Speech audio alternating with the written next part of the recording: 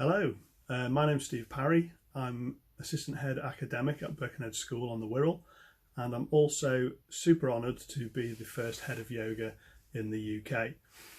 Charlotte has asked me if I could speak to you today a little bit about how we've implemented yoga at Birkenhead School, how that's benefited the students, kind of what did year one look like, how did we fund the yoga equipment, and then just a little bit about how we've used that as we've progressed with yoga at school. So I myself have been doing yoga for quite a long time before I decided that it might be quite nice to teach some of that to the students at school. I've been teaching at the school myself for 17 years. I'm a DT teacher, design and technology, teach a bit of electronics, teach a little bit of IT, and have a background myself in gymnastics mainly. So when I was younger, gymnastics was my kind of main sport. I wasn't teaching any gymnastics at school, although I do have a little gymnastics club on a Friday lunchtime. But yoga itself was kind of the thing that I really wanted to share with the kids. I found the teen yoga Posse via one of my friends who'd undertaken the course, and she told me how amazing it had been and how supportive Charlotte had been for the group. So I had a bit of a look on the internet, found all the information, got in touch and booked myself onto one of the courses. Now I was lucky in that school paid for that for me, so I spoke to them about kind of CPD and obviously kind of like my own professional development, and I hadn't been on any courses for a while, and they basically just said, yeah, go for it. We'd had a little bit of a chat about the whys and wherefores and why yoga was going to be paid for by the school, but I'll tell you about that in a second. We, as part of the school, obviously one of my jobs is sorting out things like the curriculum, doing a lot of timetabling, and we had a bit of a chat about how we could kind of change the impact on the kids. There's a lot of stress that the kids go through in school, which you'll all be very aware of. Just the pressures from home, pressures from the teachers, pressures of exams, even from when they're, in their primary school, and for us for the prep school, it's just testing, and we were noticing that they were flagging a little bit. So initially we didn't look straight at yoga. We looked at a bit that we put into the curriculum called Beyond the Curriculum. So we wanted almost a bit of downtime away from the normal day-to-day running of their school curriculum. So in our Beyond the Curriculum slot, we have loads of different things. There's like bits of gardening, and they do sort of politics. They might do kind of current affairs, and they've done photography challenges. There's all sorts of bits and bobs that we've built into that. And I got asked if I could help out with that slot in our curriculum. So that was our year 7 students were doing that on their own. I obviously said, well, look, can I do the yoga? Had a chat with my headmaster about it. He, to start with, kind of thought it was not a goer. So he was supportive, but he couldn't see really how it would fit into the curriculum and how it would support the kids. Now, when I did the teen yoga course and qualification with Charlotte, one of the things that really kind of took me by surprise was some of the sort of the medical evidence behind yoga and how it benefits the kids. So I got kind of quite into reading around the subject. Charlotte kind of pointed me in the right direction, a couple of really good books.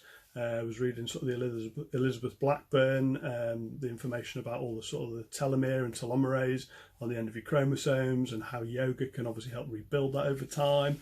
Looking at stuff like cortisol when the kids are stressed out and their cortisol levels, and how that obviously the regular yoga can help reduce that as well. So I got kind of quite into that side of it, which when I then explained that to the headmaster, he was like, actually, no, this sounds really, really cool. Let's go for it. So the next step really then was kind of the funding. So how did we then pay for the equipment? So lots of kind of digging around on the internet to find out some prices and stuff. And I kind of figured, well, all I actually need to get going was yoga mats. That's kind of like your basics, isn't it? So as long as I had kind of 25 yoga mats, I was going to be fine. So I found a company online that did us a bit of a deal on some really good ones, sort of 8 millimeters thick type things, and they came out just under £8 each. Had a bit of a chat with our Parents Association, who were very, very kind and funded that for me. And to my surprise, when I put my little bid in for my 25 yoga mats, they turned around and said, well, look, we've actually got a little bit of money left over from the previous academic year, and we think it's a great idea. We'd like to help you with the yoga. So they actually gave us a little bit extra, which allowed me to get everybody a set of yoga blocks as well. I got a few bolsters and just things like some mat cleaner, stuff like that. But it wasn't, you know, altogether, it wasn't a massive spend. So it's the kind of thing that if the Parents Association for me hadn't been as supportive, I would have had to look at things like kind of, you know, charitable stuff, bake sales, you know, things that I could raise, you know, a couple of £100, which I'm sure you would all be very, very capable of doing.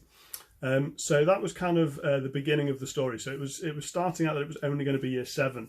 Now, I said to the headmaster at the time, because I was going on the course, because I was going to do the teen yoga qualification, I said, wouldn't it be cool if I also did it for the senior games at school? So our senior games is the year 11s, 12s and 13s, which is on a Wednesday afternoon. They have 3 periods, so that's 3 lots of 40 minutes all together in a block.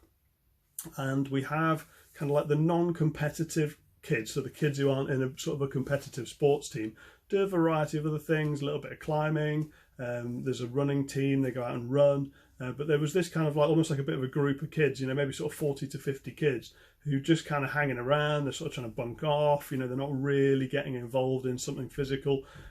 So we sort of saw that as almost a bit of a weakness of the school, if you like, and thought that actually we could really target those kids and maybe get a group of sort of 20 to 25 kids that were regularly doing yoga. So that was basically my year 1 at Birkenhead School.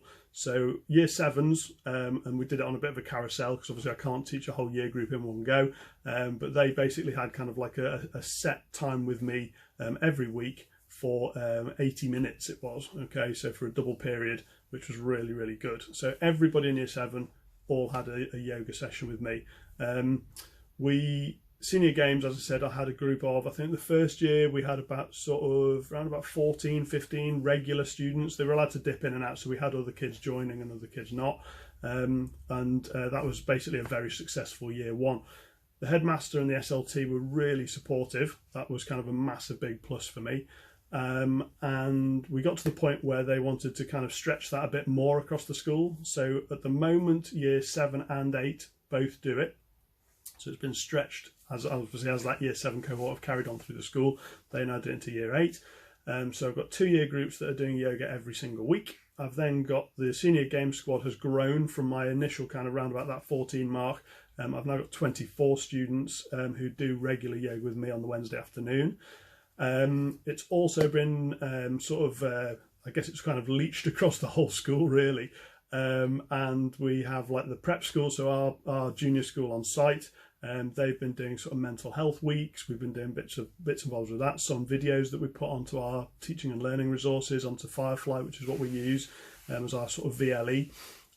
Parents have been getting in on that as well. So the parents have been doing kind of yoga sessions on there with their students, with their children, sorry. I've done a load of stuff with the senior games squads, so our actual kind of competitive teams. So the first 15 rugby squad have a regular session with me, normally every sort of 5 weeks, and we do kind of a strength and conditioning type yoga, but it's helped them a lot with sort of a reduction really in the amount of sort of injuries that they've got. And obviously the director of sports has noticed that as well, so he's been very grateful and very supportive.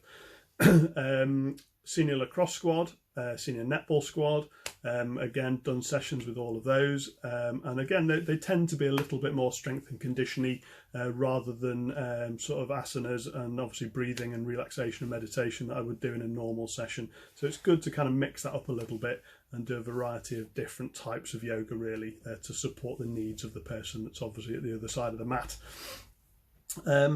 I've had the teachers have been doing yoga, so I think that's been a really good way to kind of almost share the love, if you like. So I know that teachers are stressed out because I am a teacher, and it can be it's not that it can be, it is a really, really stressful job because you're always striving to do your best, you're always striving to try and do the best for the kids, and it is tiring. So to be able to help the staff by doing some yoga, sometimes we do that in the morning, sometimes we'll do that after school, and I'll do like a little kind of 6-week block, and then I can aim that at a specific type of yoga, specific kind of standard. So we could do like a beginner's yoga course for kind of 6 weeks, once a week, and then obviously build up. Got a bit of an intermediate group as well. I've not got an expert group yet for the teachers, but I do have some of the students who are absolutely amazing and give me a bit of a run for my money. So that's really, really cool as well. Parents is another one. So to support the Parents Association, who obviously gave me that initial funding, I have put on a couple of sessions for the parents who have absolutely loved it. And I've used that as a little bit of a way of getting kind of a bit of regular funding as well. So to be able to say to the parents, well, look, you know, there's no fee for you doing the yoga with me, but there's kind of like almost like an honesty pot at the back if you want to bung a few quid in there, and that goes back into our kind of yoga pot. So that's been a really good way of kind of promoting it to the parents as well. But they've all been, well, not they, all the groups that have done the yoga have just been really, really supportive. And I think that really helps. It just helps it across the school. You almost kind of become like a bit of a kind of the chimp, if you like. So sometimes I joke with the headmaster, I'm kind of like the yoga chimp. So if we ever have anything to do with like outside parties where people are coming into the school, that I kind of get wheeled out. It's kind of quick, wheel Steve out, get the yoga chimp out. And I've done all sorts of stuff at open days and parents' evenings and things. And you know, when we have sort of general evenings at school, I'm normally there in my teen yoga t-shirt, flying the flag for Charlotta. But it's been really, really great. I mean, one of the kind of the key things really from my point of view, that sort of quantitative bit, because I think it's hard to persuade a lot of senior leadership because they don't have the flexibility in the timetable. It might be that they are worrying about the funding. They don't want to have to pay for that initial outlay because they're not sure if it's going to work or not, if it's going to be taken up by as many kids. But I think from my perspective, it's dead easy, because all you're thinking about is if you're thinking about the benefits of the yoga to the children, the relaxation side of things. I mean, I've been doing breathing exercise with exam classes, just general kind of trying to keep them chilled out really as much as possible. We have lunchtime groups where they come along, and it's almost like a drop-in. You almost become kind of like a social worker, where people can come and chat to you about all sorts of stuff. So it's a really nice job to be able to become that kind of spearhead figure within the school, because I do genuinely feel like I'm doing a good job with the kids, do really feel like I'm doing a good job of helping them and supporting them, and I think that's what makes it a rewarding job, isn't it, teaching generally. But yoga itself, awesome across the school, and I think hopefully sort of some of these things that I've talked to you about have helped you, and will continue to help you. I'm always happy if you've got a head at school, headmistress or senior leadership of any description who want to talk to me about what we've done at Birkenhead School. Please feel free to get in touch. Charlotte's got my details, so if you ever need to ask me any other questions, give me a shout and I will do my best to help you out. But yeah, share the love, and hopefully everybody gets it cracking at their schools as well, because it's absolutely fantastic and is the best thing that I think I've ever done in my teaching career. All under the guidance of Charlotta. She's just been an absolute massive support, massive inspiration, and I'm really proud that she is now one of my best friends. It's great to talk to her regularly, and we just keep in touch and kind of keep helping each other out. So she is absolutely the queen bee as far as I'm concerned. So fantastic thumbs up, and I hope you really enjoy your course. And as I said, give me a shout if you ever have any questions. Thanks very much. See you soon.